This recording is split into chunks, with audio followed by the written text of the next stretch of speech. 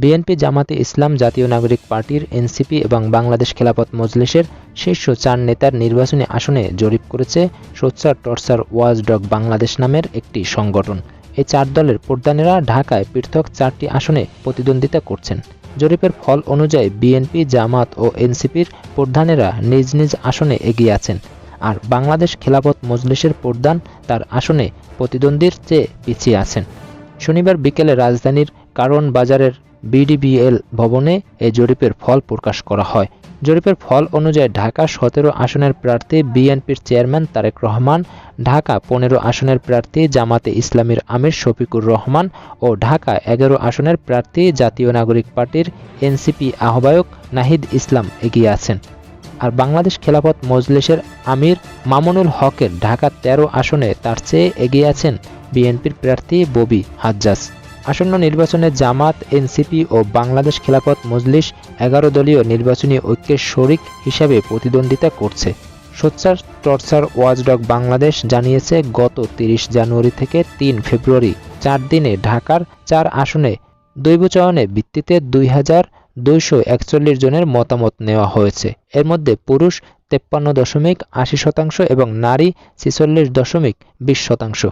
জরিপে 2154 জন মুসলিম, 82 জন হিন্দু এবং অন্যান্য ধর্মের 5 জন অংশ নিয়েছে।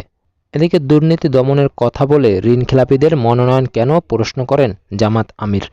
বিএনপিকে ইঙ্গিত করে জামাত আমির ডক্টর শফিকুর রহমান বলেছেন, একটি দল একদিকে দুর্নীতির দমনের কথা বলছে, অন্যদিকে ঋণখেলাপিদের মনোনয়ন দিয়েছে।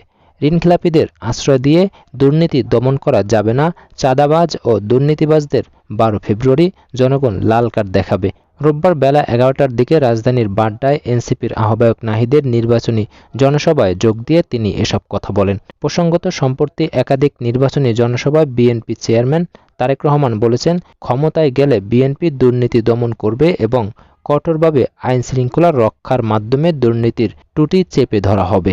তিনি আরও বলেন, আমরা যতই পরিকল্পনা নিই না কেন, একটি বিষয় যদি আমরা নিয়ন্ত্রণ না করি তাহলে আমাদের কোনো পরিকল্পনা সফল হবে না। কি সেটি? সেই বিষয়টাও বিএনপি অতীতে প্রমাণ করেছে। একমাত্র বিএনপির পক্ষে সম্ভব সেই বিষয়টি নিয়ন্ত্রণ করা, এবং সেটি হলো দুর্নীতি। যে কোনো মূল্যে আগামীতে বিএনপি দুর্নীতির ত্রুটি চেপে ধরবে। এদিকে ভয় দেখিয়ে রাজনৈতিক অগ্রযাত্রা থামিয়ে রাখা যাবে না বললেন আখতার হোসেন। জাতীয় নাগরিক পার্টির এনসিপি সদস্য সচিব ও রংপুর 4 কাউনিয়া পীরগাছা আসনে জামাত, এনসিপি সহ 11 দলীয় জোটের পক্ষে শাপলা প্রতীকের প্রার্থী আখতার হোসেনকে হত্যার হুমকি দেওয়া হয়েছে। এই ঘটনায় তিনি পীরগাছা থানায় একটি সাধারণ ডায়েরি বা জিডি করেছেন। হুমকির ঘটনার পর শনিবার রাতে সামাজিক যোগাযোগ মাধ্যম প্রকাশিত এক ভিডিও বার্তায় আখতার হোসেন বলেন, ভয় দেখিয়ে রাজনৈতিক অগ্রযাত্রা থামিয়ে রাখা যাবে না। জনগণের সমর্থন নিয়ে আমরা এগিয়ে যাচ্ছি। কোনো হুমকিতেই আমরা পিছপা হব না। তিনি বলেন, নির্বাচনের মাঠে প্রতিদ্বন্দ্বিতা হবে আদর্শ ও কর্মসূচি দিয়ে। হুমকি ও ভয়ভীতি প্রদর্শনের রাজনীতিতে জনগণ বিশ্বাস করে না। ভিডিও বার্তায় এনসিপি নেতা বলেন, সারা দেশের ন্যায় আমার নির্বাচনী এলাকায়ও শাপলাকলির নেতাকর্মীদের হুমকি দেওয়া হয়েছে। এর মধ্যে আজ বিকেলে অপরিচিত একটা নাম্বার থেকে কল আসে, আমাকে অসভ্য ভাষায় গালিগালাজ দেয় এবং বলে নির্বাচনের পরে দেখে ফেলবে এবং আমি সহ আমার পরিবারকে মেরে ফেলবে বা কেটে ফেলবে, এসব বলে আমাকে হত্যার হুমকি দেওয়া হচ্ছে। তিনি আরও বলেন, এই অবস্থায় একটা সুষ্ঠু নির্বাচনের জন্য আইনশৃঙ্খলা বাহিনী সর্বোচ্চ সতর্কতা অবলম্বন করবে, আমরা তা প্রত্যাশা করি। একই সঙ্গে বলতে চাই, ফেসিবাদের আমল থেকেই আমরা জেল জুলুম নির্যাতন স্বীকার করে আজকে এই পর্যায়ে এসেছি। হত্যার হুমকি দিয়ে ভয় দেখিয়ে আমাদের জয়যাত্রাকে কেউ বাধাগ্রস্ত করতে পারবে না। জিডি সূত্রে জানা যায়, গত 7 ফেব্রুয়ারি 2026 তারিখ বিকেল আনুমানিক 5:30টার দিকে পীরগাছা থানাধীন সাওলা ইউনিয়নের কিসামত গ্রামে নির্বাচনী প্রচারকালে একটি অপরিচিত মোবাইল নাম্বার থেকে তার ব্যবহৃত মোবাইল ফোন নাম্বারে কল করে তাকে প্রাণনাশের হুমকি দেওয়া হয়। হুমকি দেওয়ার পর কলটি কেটে দেওয়া হয়। জিডিতে আরও বলা হয়, উক্ত অপরিচিত মোবাইল নম্বরের ব্যক্তি দ্বারা যে কোনো সময় তার বড় ধরনের ক্ষয়ক্ষতির আশঙ্কা রয়েছে। এ কারণে বিষয়টি ভবিষ্যতের নিরাপত্তার স্বার্থে সাধারণ ডায়েরিভুক্ত করা প্রয়োজন মর্মে তিনি পীরগাছা থানায় আবেদন করেন। এদিকে ভূমিদস্যুদের চিরতরে নির্মূল করব বললেন নাহিদ ইসলাম। জাতীয় নাগরিক পার্টির এনসিপি আহ্বায়ক নাহিদ ইসলাম বলেছেন, দুটি রাজনৈতিক দলের লোকেরা পাল্টাপাল্টিভাবে ঢাকায় ভূমি দখল করেছে। আমরা ক্ষমতায় গেলে ভূমিদস্যুদের চিরতরে নির্মূল করা হবে। রোববার বেলা 11টার দিকে রাজধানীর বাড্ডায় নির্বাচনী জনসভায় তিনি এসব কথা বলেন। জামাত ইসলামের আমির ডক্টর শফিকুর রহমান বলেছেন, 11 দলীয় জোট ক্ষমতায় গেলে নাহিদ ইসলামকে মন্ত্রী করা হবে। রোববার বেলা 11টার দিকে রাজধানীর বাড্ডায় নির্বাচনী জনসভায় তিনি এ ঘোষণা করেন। জামাত আমির বলেন, যুবক বন্ধুরা, তোমরা তৈরি হয়ে যাও বাংলাদেশের দায়িত্ব গ্রহণ করার জন্য। নাহিদ ইসলামকে এখানে আমরা প্রার্থী করেছি। ইনসাফের বাংলাদেশের পক্ষে জনগণের রায় অর্জিত হলে সেই সরকারে অবশ্যই নাহিদ ইসলামকে আপনারা একজন মন্ত্রী হিসাবে দেখবেন।